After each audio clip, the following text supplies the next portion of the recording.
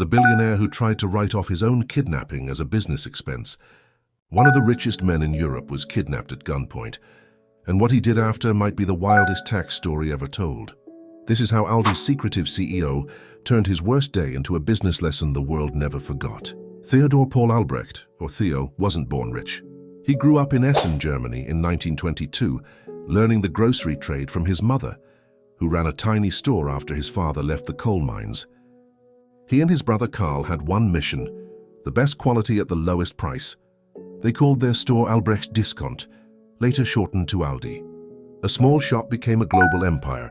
By the 1970s, Aldi had transformed shopping across Europe. Efficient, minimalist, cheap and brilliant. And Theo quiet, private, frugal. He drove an old Volkswagen, ate the same lunch every day and rarely appeared in public. But that privacy is exactly what made him a target.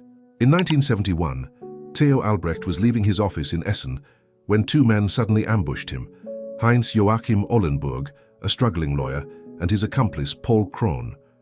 They forced him into a car at gunpoint and drove him to a deserted warehouse. His captors demanded 7 million German marks, roughly $2 million USD at the time. Theo's family contacted the police, but negotiations were delicate. If the kidnappers panicked, Theo could die. So a priest, Franz Hengsbach, the Bishop of Essen, was chosen as the mediator. He personally delivered the ransom in cash. Theo was released, shaken but alive. The kidnappers were eventually caught, but only half the money was ever recovered. No one knows exactly where the rest went. After his release, Theo didn't give interviews. He went right back to work at Aldi. But then he did something unbelievable.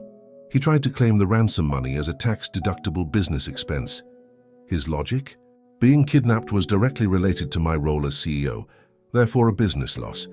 It sounds absurd, but legally it's fascinating.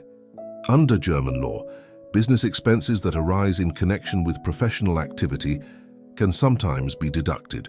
Theo's lawyers argued the kidnapping happened because he was Aldi's CEO, not as a private citizen. But tax authorities said no, nice try, Theo. Theo and Karl were so obsessed with privacy, they reportedly avoided photographers for decades. Their employees had strict rules: no music, no branding, no extras, to save costs. Even their company split in two: Aldi Nord, Theo's half, and Aldi Süd, Karl's, after a family dispute over whether to sell cigarettes.